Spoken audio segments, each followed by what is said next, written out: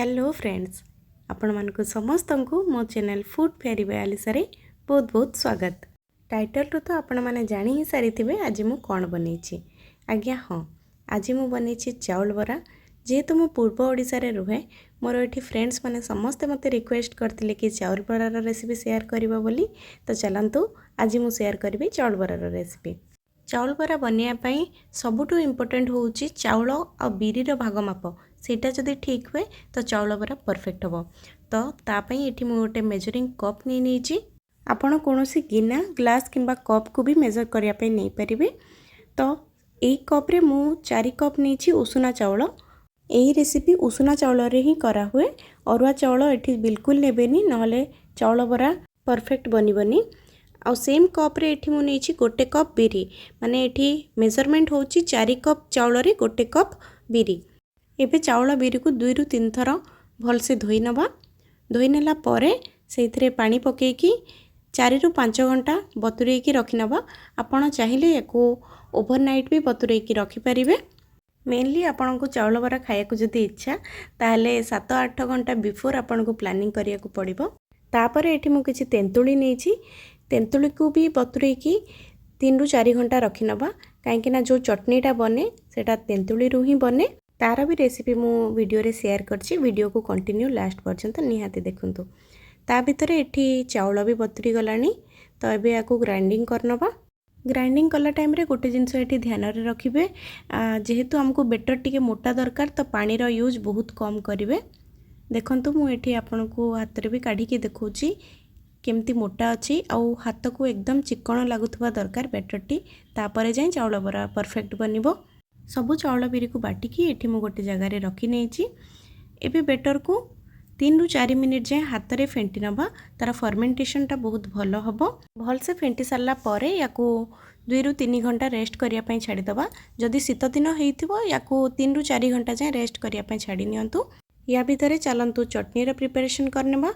देखंतु तेंतुली भी एठी भल से बतुरी गलानी। तो याको भल से चकटिकी तार पल्प सब बाहर करनबा।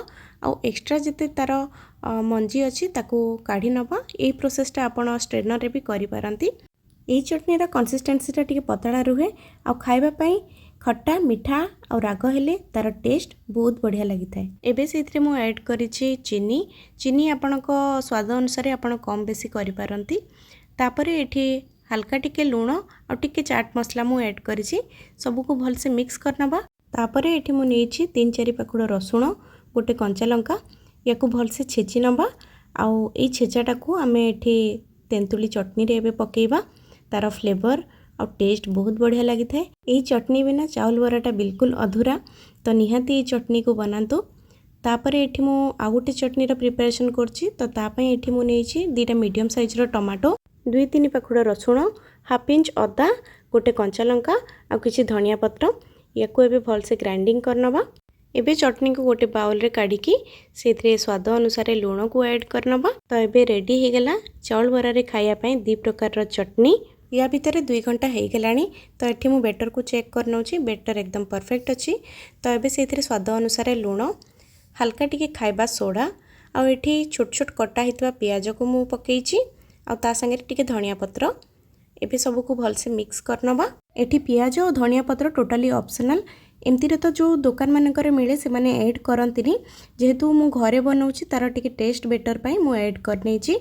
बेटर एबे रेडी ही गेलानी। तो एबे चेक कर नियंतु एटा प्रॉपर बरा शेप नहीं पारछि ना नहीं। बेटर एकदम परफेक्ट अछि। तो चलंतु एबे याकू छाणीबा प्रोसेस को जिबा।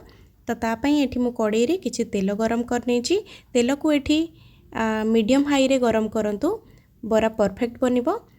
तापरे एठी बरार शेप देकी बरा को भल से छाणी नबा। देखंतु एठी केमती बरार पूरा परफेक्ट साइज हेइची। बरा को छाणीला टाइम रे गैस रो आंच को कम करंतुनी, नहले अधिका तेल पी जिवो बरा। देखंतु बरार कलर एबे पूरा परफेक्ट हे गेलानी। तो एई स्टेज रे हमें ताको काढी नबा। तो सेम प्रोसेस रे मु बाकी तक बरा को भी छाणी की साइड करी की रखी नेछि। चलंतु मु देखौछि बरा केते क्रिस्पी हेइची।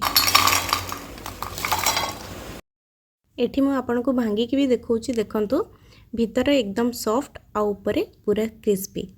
चाउल बरा संगे एबे मु सर्व करनी 2 प्रकार चटनी। 2टा जगार कॉम्बिनेशन पूरा जबरदस्त थिला। आपण मैंने भी निहाती ये रेसिपी को थरे ट्राए करंतु।